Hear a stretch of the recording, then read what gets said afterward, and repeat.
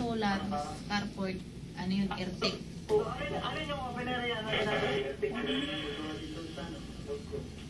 Airtech po yun. Sige, ano pa? Sige, diretso na daw.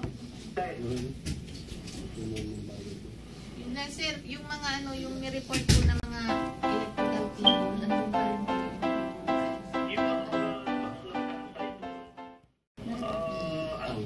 At saka po yung mga toothbrush niya, yun lang naman po, wala namang personal na ano din.